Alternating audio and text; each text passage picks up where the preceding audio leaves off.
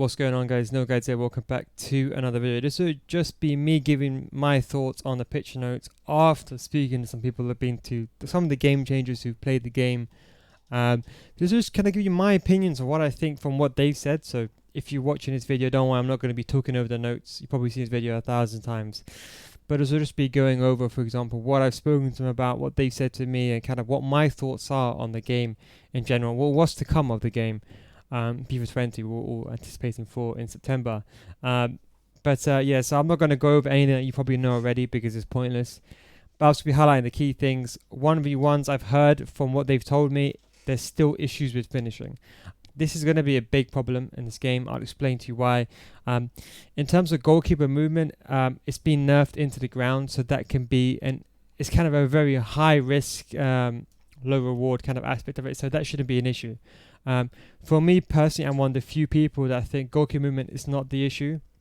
The reason why goalkeeper movement is seemed to be the issue is because finishing is bad. However, if finishing is OP, then goalkeeper movement becomes redundant, because if finishing is OP, it's always going to go in. It's only if the goalkeeper moves the exact space, and then in that case, he deserves to save the ball. But that is going to be 1 in like maybe 10 chance. And obviously, if you move the goalkeeper too much one way, you basically leaving the rest of your goal open. So it's a very, very high risk, low reward. But I hope they improve. They still have time until September until the game comes out. So fingers crossed they can adjust some parameters. I know it'll be difficult from their end because obviously the code is not, for those of you that don't understand, it's not like simple as changing one thing. If they change one thing, then something else will change. Everything is kind of linked together. So fingers crossed they can improve finishing without there being any major knock-on effects. But I think finishing has probably got to be the main thing we need to worry about in FIFA 20. In terms of the game, from what I've heard, the game is slow. I don't really know because I've not played the game, and obviously they played kickoff. And for those who don't understand, if you play kickoff and you play Ultimate Team, they're two different game modes. Even if you disregard chemistry styles without the boost, you can say the games are completely different. One is much more fast, the Ultimate Team, and responsive, where kickoff is not really. It's kind of a slower game. You would know if you play kickoff. From what I've heard is the game is very slow in terms of kickoff aspect compared to other kickoffs. FIFA 19 is evidently slow. We played it as we've already played it this year. I'm worried about that because I think the game should be at least, if not fast, at least at a medium pace. Once where you can make quick passes and it becomes a game of quick thinking rather than slow, very slow thinking. I think that's kind of where the skill gap is, At the high pace, at the high speed, can you play the game? That's kind of my opinion, but that's what it is. They said the focus on more on slow and more composed game off the ball, keeping it very responsive and agile on the ball. Whether that means dribbling or turning, we don't know. Composed off the ball, I don't know. I don't want my players to maintain shape in their formation. For me, it's just about pressing. So for me, I think this game is too slow. People will agree with me, but I think FIFA 19 is too slow. They need to increase it, the speed of the game, rather than decrease it, in my opinion. There is some new controls. Obviously the biggest issue for me, they got rid of close dribbling, but apparently they turned that into slow dribbling. I've heard of some, not realistically, only like less than 0.5% use L1 close dribbling. So the people that have told me they don't use it that much, but apparently they've integrated it into slow dribbling, and there's now a new strafe dribbling replacing the L1 dribbling command. That is to be seen. We'll have to find out when the game comes out. The bigger issues is lofted ground pass. As you probably know, when there's delay, you spam the X or the A button to make the pass. Now, if there is a delay and you spam the A or the X button, it's going to end up becoming a lofted ground pass. Now, this could be an issue because if you watch me, I spam X because I'm under heavy delay and I suffer to get the ball or the pass to be made, especially a first-time pass. So this, for me, is an issue. I wish they made this a different control. I know it's going to be difficult to make a different control, but I wish they just had a thing where maybe you click the left stick down and you hold, you press the pass button. So like you do a flick up with R3, maybe you hold the left stick down and you press X, something like that, even as complicated. That for me will be important. I know it won't be as fluid in the game, but I'd rather keep passing by itself, bare bones. So new strafe dribbling, I don't really know about this too much. It's kind of from what I've heard, it's kind of like the crab walking. Well, like FIFA 7, if you play FIFA 17 or any of the old FIFAs, like the crab walk, or I hope it's not like the FIFA 15 speed boost. You know, with FIFA 15, I think when you hold L1, you get the run speed boost. Or was that 16? I can't remember. Because now you can stop and then suddenly change direction. That would be interesting to see that. Tackling, you probably know about this. Now the player actually retains the ball. So when you make a tackle, as you can see in this image here, or the video, or the GIF, whatever you want to call it, GIF. As you can see, no, sorry, this one over here. When you make the slide tackle, you retain the ball like that. So that would be interesting. Now the ball just won't bounce to your opponent. Agile jockeying system, should I say? Perfect. This is what I wanted. Slow jockeying for very kind of agile movements, because you want to make short, intricate movements and be able to win the ball back. This would be very useful inside the box, outside the box for cutting down passing lanes and covering all areas. I think fast jockeying will be OP. Players like Kante will excel with this. Very short players, agile players. Of course, Vieira's with long feet as well, but that's going to be interesting. Composed finishing, apparently this is just like this is the setup touch. So this is kind of like time finishing in some respect. It adds an impact of increasing your chances of scoring or doing a certain action. So you can push the ball forward, as you can see Heung-min Son that pushes the ball forward and sets the ball up. Kind of how like Thierry Henry used to do it. Do you guys remember, like outside the box, he used to push the ball forward? Did it quite rarely, but if you knew, you knew. Like that. Ball physics has changed a bit. That's kind of interesting. I just want to see that. I like the new set piece refresh. Now, this is not new. This has gone back to the FIFA 15 and FIFA 16 days, I think. Do you remember you used to have the blue little marker? You used to have so there used to be a bar on the bottom right, and you used to hit it in the green zone, which meant nothing. But then you have the actual circle thing, which allow you to choose the direction of the penalty. They brought that back now, which I'm very happy about, but it's a different mechanic now. You can now time your kind of free kicks and your penalties. You can time it now. There's different aspects and you can do different things. The free kicks now, you can aim it, you can do power spinning, like top spin, side spin, mix spin, knuckleball, like the Ronaldo shot. So that will be I like this, because now, let's be realistic, from free kicks, 99.999% of all my free kicks are basically passed. I don't think I've ever shot, to be honest, ever since the game came out, from a free kick.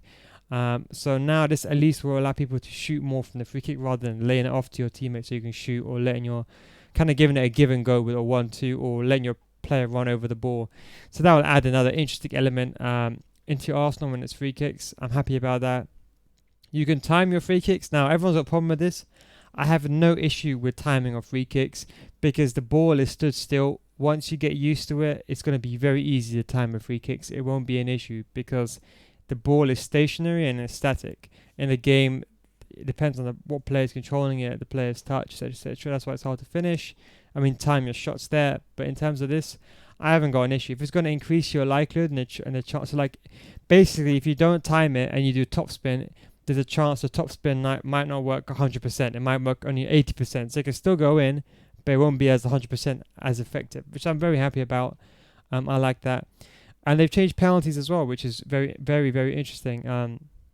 So now you can aim the penalties. So from the penalty shots. So in case you guys don't know, they've changed it now. So when you have penalties, you can basically run up. So basically what they've done is they changed it. So now you can change. So you know how you can change with the right analog stick, you move it left to the right. When you have a penalty, you can choose the setup. So with the way the player is standing, you know how I say move the player to the middle so you can barely see the head movement. They stopped that now, so you can no longer you basically can't change the lineup. So like if you have Pogba, he's going to do the stuttering kind of step up thing, same as Neymar, but you can't change the way he's running towards the ball, which I don't know what kind of opinion I have on that, but they've said that you can still maintain, you still do the penalty and you can change the direction while the run-up's being in place. I don't know why they removed that, to be honest, but yeah, that's what they said. So unlike free kicks, players can continue to change the aim of the free kick throughout the run-up for line for loss with adjustments. So yeah, you can still do that, but you can't. There's no adjustment for the starting position, basically. I don't know why they removed that, but that's the penalties. I'm happy about that. Let's just hope it's not OP. Do you remember how you used to in FIFA 16? If you go like on the top middle, it was basically impossible to save because the keeper can't jump up and the hands wouldn't reach to the top. Do you remember that, FIFA 16? If you aim the penalty like just above the goalkeeper couldn't catch it and hit the crossbar and go in. Fingers crossed that doesn't happen in this one. Goalkeeper intercept, happy with that. I like that, especially if you have short plays in your box. Referees in play. People are complaining about this. I don't really care about it too much. I think it's a good thing. What they should do, just maybe give referees animation where they just jump over the ball, they move out the way of the ball if the ball's been hit towards them. Maybe just to make it realistic. And that's really kind of it. There is a new player relative switching, but I've not really heard too much about it. I've not used it. They removed no touch dribbling, of course, because that will contradict. Well, not contradict, but it's gonna replace. So the new setup touch is gonna be replaced with no touch dribbling, and that's kind of how it is really. Kickoff emotions. Yeah, this is already in this game, by the way. This is not improved functionality. This is actually in FIFA 19. For those who don't know, you can actually do this in FIFA 19. Turning off this is a good one as well. So when you turn off plus block assistance, now all the other AI players, from my understanding, they will still have the pass block assistance, but the player you're controlling won't. So it's going to give you more kind of ability. And there's new skill moves, and that's kind of how it is, to be honest. That's kind of the thoughts on, or my thoughts on the major things. Obviously, it kind of just depends, of course, on the game when the game comes out. I'm not going to lie. What we know now, we can't take. What we see and what actually happens in the game will be completely different. Don't forget, these game changers, they played the early release of the game and they played kickoff. So there is a chance that the game in September could be completely different. Of course, it'll be the core principles will be there, but maybe strafe dribbling won't be as good. So there'll be changes in place. But that's kind of my opinion on the game. I might actually change my controls for FIFA 20 because it looks like, unfortunately, in FIFA you can't set up manual controls, so you can't set up like, I can't make strafe dribbling, for example, R1. I'm forced to use whatever L1 is. So L1 will be player run modifier, player switching, and strafe dribbling. I can't just change, for example, just strafe dribbling to be R1. So that'll be interesting. We'll see when the game comes out if I can change controls or not. I'll probably go over that in FIFA School. But yeah, that's pretty much it. The main thing I'm worried about is just finishing in general. To be honest, that's the main concern for me. As long as finishing is OP, I don't mind. I know AI defending is going to be OP. I understand from a business perspective, and obviously from a casual player, you need that in place. Obviously, not everyone wants to be competitive. People just want to play for fun. I understand that. But they need to make finishing OP. That is the biggest problem. I would say more so than delay. I think finishing is the bigger issue, because even when there is a delay, if finishing is still an issue, we're in big trouble. We're in big trouble because with or without a delay, finishing is still bad. If you get a 1v1 and you miss, and then someone just scores from outside the box, it's an issue. Now, I've heard also apparently long shots are pretty much OP, and near post long shots are pretty much OP. So it'd be interesting if you can counter that with goalkeeper movement. And you see why I think goalkeeper movement is important, especially this FIFA, is like, let's say someone does, let's say FIFA 19, they do a chip up shot, or, you know, like an R1 circle, or an R1B pass. You know, you flick the ball up to your opponent, like a lob kind of pass, a low lob pass, and you do a volley. Now, the goalkeeper movement is used to counter that. Pre-patch, for those who didn't know, first time shots, although they were OP, you could counter first time shots with goalkeeper movement. The problem is, if you move the goalkeeper movement completely, you can't counter these. So that's why I think goalkeeper movement has to remain in the game.